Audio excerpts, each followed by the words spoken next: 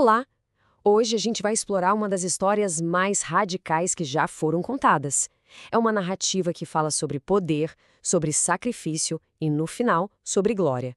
É um caminho que desce do ponto mais alto do universo até o mais baixo imaginável, para depois ser exaltado acima de tudo. Essa é a obra do Filho. E para começar, vamos pensar juntos numa pergunta. O que é que define a verdadeira grandeza? Será que é se apegar ao poder, ao status? Ou será que é a coragem de abrir mão de tudo isso? Essa questão, ela está bem no centro da história que a gente vai desvendar hoje. A primeira parte dessa jornada é o que a gente chama de humilhação voluntária. E olha, é fundamental entender isso aqui. Não se trata de uma derrota de jeito nenhum, mas sim de uma descida deliberada, um primeiro passo que ia tornar todo o resto possível. O conceito central aqui é o de esvaziamento, ou kenosis, como se diz em grego. E aqui está o ponto mais fascinante. Isso não significa que Cristo deixou de ser Deus. Pelo contrário, foi um ato voluntário, uma escolha de não usar seus privilégios divinos, de escolher viver como um de nós. Essa humilhação toda aconteceu em etapas. Dá para imaginar como se fosse uma escada de descida, sabe? Primeiro, sendo Deus, ele não se apegou a isso, abriu mão da sua glória. Segundo degrau para baixo, tomou a forma de servo, se tornou um ser humano. E o degrau final, o mais baixo de todos, foi a obediência até a morte. E não uma morte qualquer, mas a morte de cruz, que era o símbolo máximo de vergonha e humilhação naquela época. Essa imagem, ela representa perfeitamente o ponto mais baixo dessa jornada.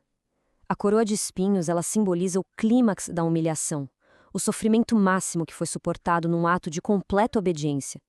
É um momento de silêncio, de peso, mas é um momento que prepara o terreno para a grande virada da nossa história. Mas toda essa humilhação tinha um propósito grandioso. E isso nos leva à segunda parte da história, a obra redentora. Foi um sacrifício, sim, mas um sacrifício completamente diferente de qualquer outro que já existiu. Para a gente entender a magnitude disso, é só comparar.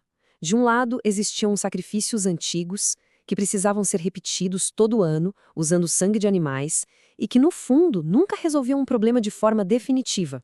Do outro lado, a gente tem o sacrifício de Cristo, feito uma única vez com o seu próprio sangue e que foi perfeito e totalmente suficiente.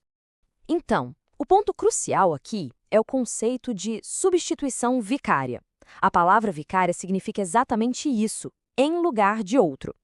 Cristo, que era perfeito, sem pecado, simplesmente tomou o nosso lugar. Ele recebeu a punição que era nossa. Foi a troca definitiva. E as consequências desse ato são transformadoras. O que ele realizou? Bom, o perdão dos pecados, a restauração do relacionamento com Deus, a derrota das forças do mal e, finalmente, o dom da justificação e da vida eterna. Tudo isso flui daquele único e perfeito sacrifício. E agora a gente chega ao clímax triunfante da história. Depois da descida, depois do sacrifício, vem a exaltação gloriosa.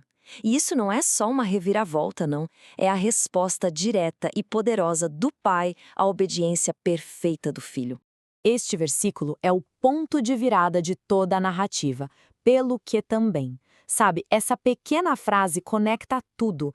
É por causa da sua humilhação, por causa da sua obediência, que Deus o exaltou ao lugar mais alto possível, dando a ele o nome que está acima de todos os outros nomes. E isso mostra um princípio fundamental.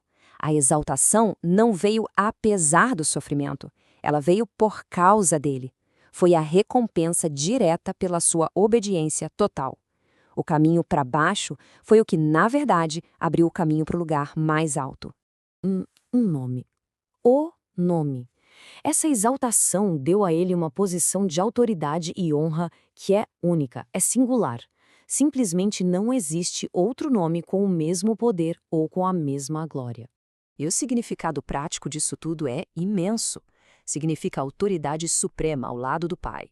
Significa soberania universal sobre tudo que existe, céu, terra, inferno. E, no fim das contas, significa um reconhecimento que vai ser inevitável, onde um dia todos confessarão que Ele é o Senhor. Então, para a gente resumir essa jornada incrível, a trajetória é muito clara. Começa com a humilhação voluntária, passa pela obra redentora na cruz e culmina na glória da exaltação. É uma história completa, com propósito, sacrifício e um triunfo final. E tudo isso nos deixa com uma reflexão final. Se esse padrão de que o caminho da humildade leva à glória verdadeiro numa escala cósmica, qual será o valor que o sacrifício e a obediência podem ter na nossa vida, no dia a dia? É uma pergunta que ecoa através dessa história toda. Obrigado por explorar essas ideias com a gente.